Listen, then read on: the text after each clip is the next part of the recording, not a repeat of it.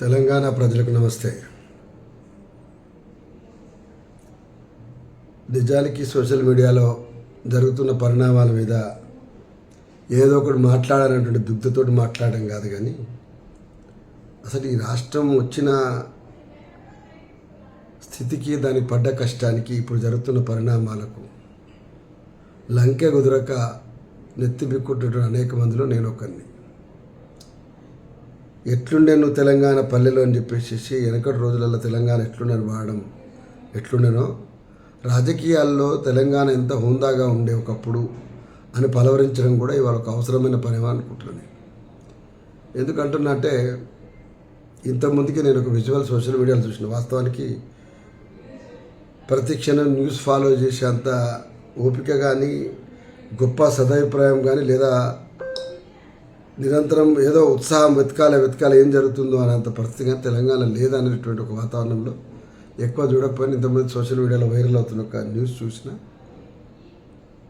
కరీంనగర్లో స్థానిక ఎమ్మెల్యే గంగుల కమలాకర్ ఇంటి ముందు కొంతమంది అక్కడ ఉన్నటువంటి వాహనాన్ని ధ్వంసం చేస్తున్న విజువల్ చూసిన. టు బీ ఫ్రాంక్, నేను మొదట్లో చూసి ఇది కూడా బయట స్టేట్లో జరుగుతుందేమో అనుకున్నా. తర్వాత చూస్తే జాగ్రత్తగా అర్థమైంది ఇది తెలంగాణలో జరుగుతుందని. ఎందుకంటే ఇప్పుడు ఈ దేశాన్ని వెంటాడుతున్నటువంటి అతిపెద్ద హింస ఏమైనా జరుగుతుందంటే అది బెంగాల్లో జరుగుతున్నటువంటి పరస్పర దాడులు, దారుణమైనటువంటి హత్యాకాండ, అణచివేత, బుల్డోజర్లు, ఇదంతా నడుస్తాం. ఎవరిని చంపుతున్నారు, ఎవరి దాడి చేస్తున్నారు, ఇంతమంది ఎవరు ఏ పార్టీలో ఉండరు కూడా అర్థం కానంత కన్ఫ్యూజన్. సో ఆ ఆలోచనలో బహుశా అట్లాంటిదేమో అనుకున్నాను. కాసేపటికి ఆ దాడి చేస్తున్నారు. మీరు బాగా అబ్జర్వ్ చేయండి విజువల్లో, మీరు అందరూ చూస్తారు కనుక. సోషల్ మీడియాలో చాలా తీరిగ్గా పోలీసులు వచ్చి చాలా గౌరవంగా వాళ్ళని పట్టుకొని పోతున్నారు. ఇది ఎందుకు ఇంతమంది బెంగాల్ గురించి గుర్తు చేసిందంటే, బెంగాల్లో ఇప్పుడు ప్రస్తుత ప్రభుత్వం వచ్చింది కాబట్టి అట్లాంటి ఏమైనా దాడి అయితే అక్కడ ఉన్నటువంటి కార్యకర్తలకు బద్దుల్లా అన్నట్టుగా అక్కడ పోలీసులు తీసుకుపోతారేమో అని అనుకున్నాం ముందు, అంటే సరిగా గమనించినప్పుడు. తర్వాత కొంత అర్థమైపోయింది. నేను మీకు విజ్ఞప్తి చేసేది ఏమిటంటే, ఈ పరిణామాలు ఎక్కడికి తీసుకెళ్తాయి? సరే, పాడి కౌశిక్ రెడ్డి బండి సంజయ్ గారి గురించి ఒక మాట మాట్లాడిండ్రు, బండి సంజయ్ గారు మరొక మాట మాట్లాడిండ్రు. మీరు ఒక్కసారి వెనక్కి పోయి చూడండి. పాడి కౌశిక్ రెడ్డి చాలా గౌరవప్రదంగా, ఎవరిని రెచ్చగొట్టకుండా ఏదో మాట్లాడుతారని నేను అనను. ఎందుకు అనను అంటే, ఏదో బీఆర్ఎస్ ఉన్నారు కాబట్టి అనాలని మొహమాటం కోసం అనను. ఆ పిల్లవాడు దుడుకుగా వచ్చును, ఇంకా పాలిష్ కావాలి అనేటువంటి ఆలోచన ఉండుంటే ఇంకేమైనా మెరుగుపడినా అంటే నేను చెప్పలేను. కానీ పార్టీ నుండి కూడా మీరు ఇట్లనే మాట్లాడని చెప్పి ఎంకరేజ్ చేసే వాతావరణం ఏమి లేదు. సరే, వారు కూడా ఇంకా అంటే ఇంతమంది ప్రతి సందర్భంలో గుర్తు చేస్తున్నారు కనుక, ఏదైతే పార్లమెంటరీ రిప్రజెంటేషన్ మనది, ఒక అసెంబ్లీలో ఉన్నా, నువ్వు ఎమ్మెల్సీగా ఉన్నా, రాజ్యసభలో ఉన్నా, పార్లమెంట్లో ఉన్నా, ఇక దేంట్లో ఉన్నా పార్లమెంటరీ సిస్టంలో పార్లమెంటరీ డీసెన్సీకి బేసిక్గా ఎవరైనా ఉండాలి. అది ఈ రాష్ట్రంలో ఉన్నా లేదా దేశంలో ఎవరైనా సరే దానికి కట్టుబడి ఉండవలసిన అవసరం ఉన్నది. మాతృభాష తెలుగు అయినందుకు, తెలుగులో మనము న్యూస్ చూస్తున్నందుకు జరుగుతుందో మనకు తెలియదు. కానీ దేశంలో మిగతా ప్రాంతాల్లో ఇంత వికారంగా తిట్టుకుంటున్నారా లేదా నాకు తెలియదు. కానీ ఆంధ్ర రాష్ట్రంతో పోటీ పడుతూ మాత్రం ఈ మధ్యకాలంలో భాష అయితే చాలామంది కొత్త ప్రయోగం చేస్తున్నారు. నిజంగా ఈరోజు పాడి కౌశిక్ రెడ్డి మాట్లాడినటువంటి వీడియో, గతంలో పాడి కౌశిక్ రెడ్డి మాట్లాడినటువంటి చాలా వీడియోల కంటే పాలిష్డ్గానే ఉన్నాయి.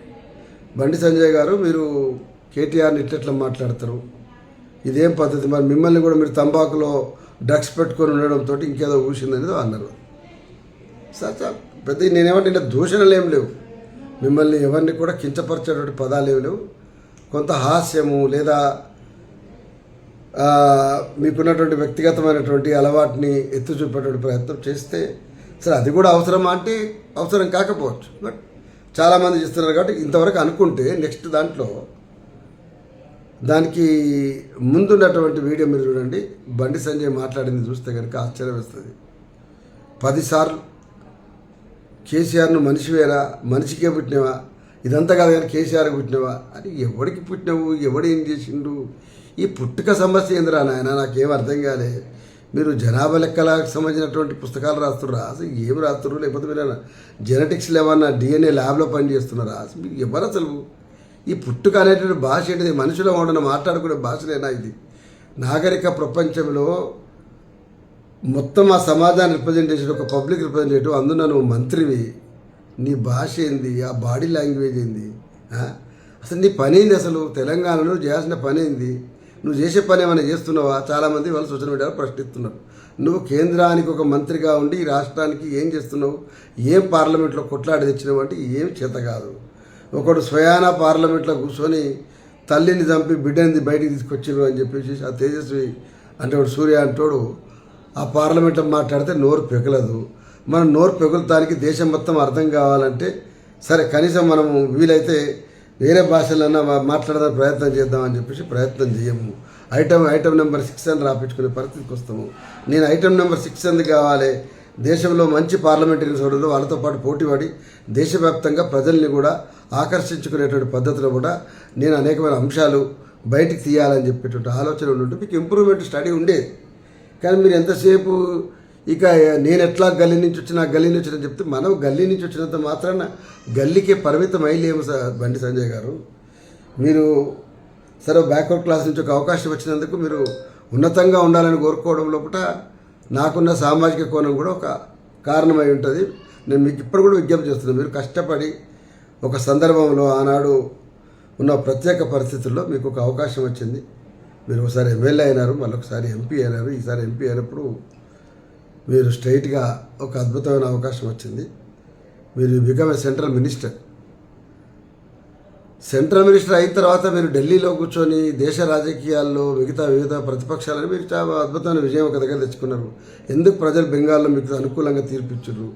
లేకపోతే అన్నా డిఎంకే మీకు సపోర్ట్ చేసినందుకు అన్నా డిఎంకే ఎక్కువ, డిఎం కంటే ఎందుకు ఎక్కువ వచ్చినాయి? కేరళలో మొట్టమొదటిసారిగా 3 సీట్లు వచ్చినాయి, తమిళనాడులో సీట్ వచ్చింది.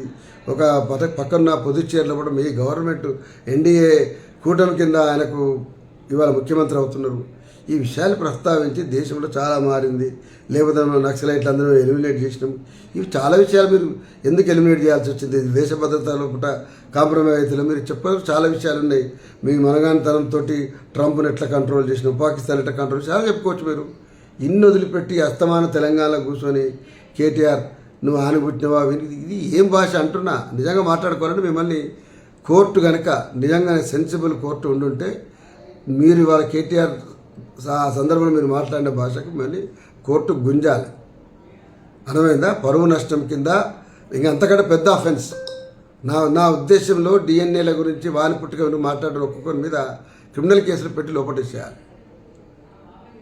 మిమ్మల్ని కన్న అమ్మలు సిగ్గుపడుతున్నారు మీ భాషను చూసి, అది గుర్తుపెట్టుకోండి.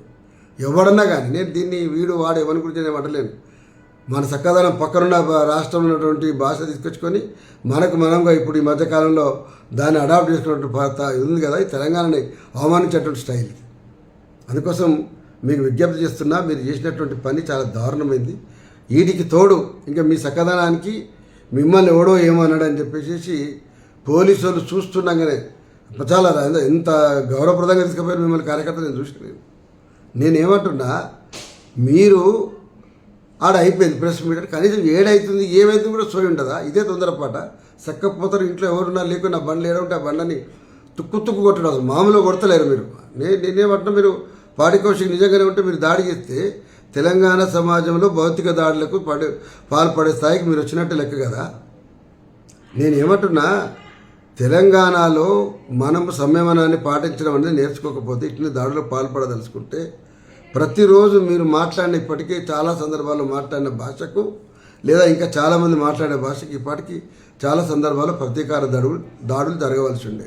అది అట్లా కోరుకుందామా? నేను అంటున్నా, ఒక ఆరోపణ చేసిందో లేకపోతే ఒక సందర్భంలో చిన్నతనం చేసినటువంటి భాష కోసం దాడులు చేయదలుచుకుంటే మనం ఉండగలుగుతామా రాజకీయాల్లో? అందుకోసం ఇవాళ రేవంత్ రెడ్డి గారు విజ్ఞప్తి చేస్తున్నా.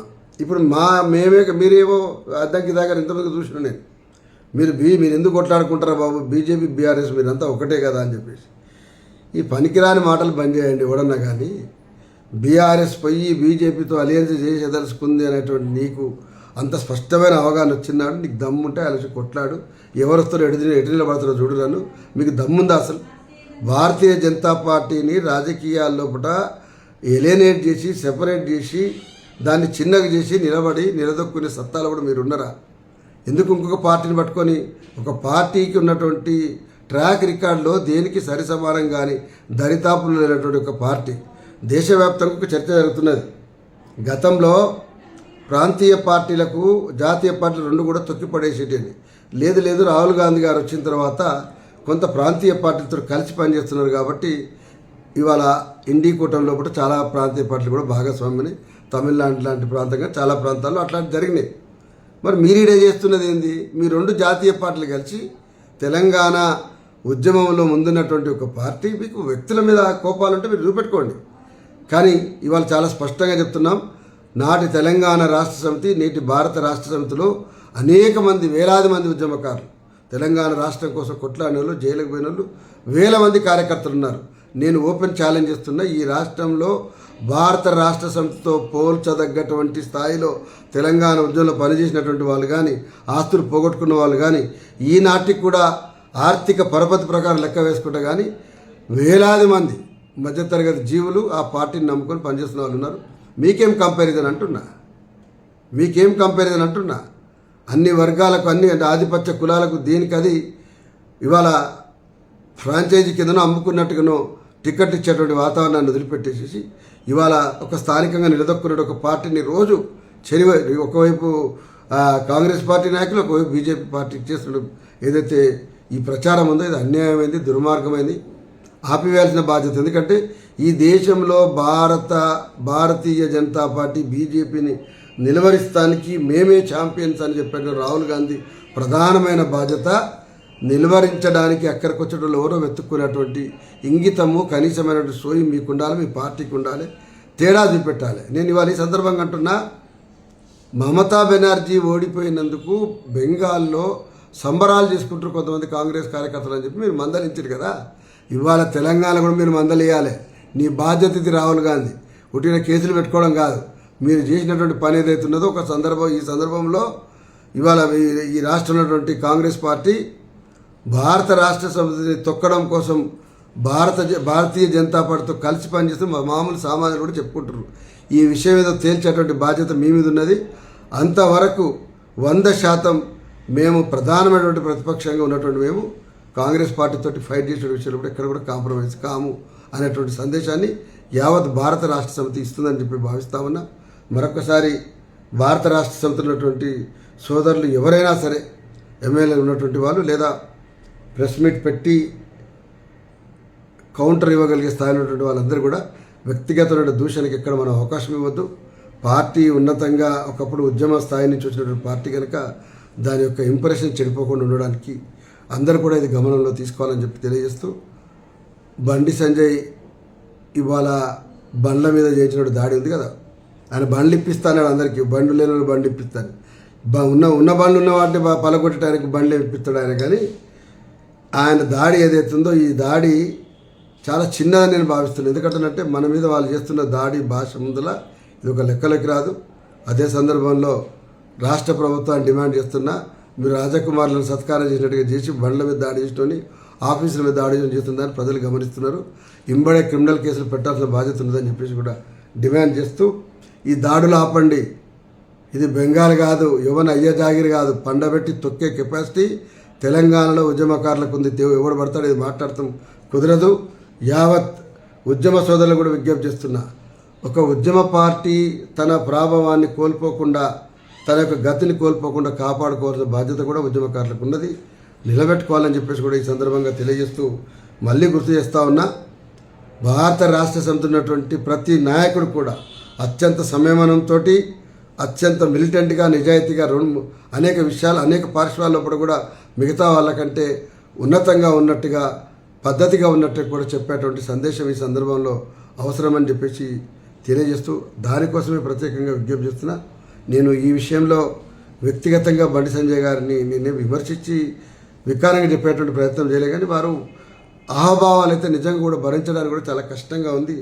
రెండవది ఎదుగుదల ఉండాలి. మీరు నిన్న అంటే వేరు, మొన్న అంటే వేరు. కానీ కేంద్ర మంత్రి అయిన తర్వాత కూడా ఎక్కడ పడితే అక్కడ ప్రెస్ మీట్లో ఏది పడితే అది మాట్లాడే పద్ధతి మాత్రం మార్చుకోవాలి అని చెప్పేసి మీరు ఇంకా మరింతగా ఎదగండి.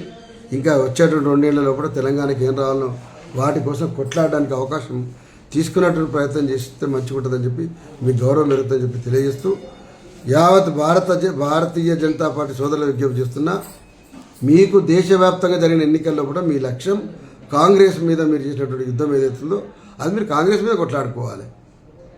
ఒక ప్రధాన ప్రతిపక్షంగా ఉండి అన్ని రకాలుగా పోరాడుతున్న దాని మీద మీరు కొట్లాడితే ఏమొస్తుంది, మీకు ఏం సాధిస్తారు?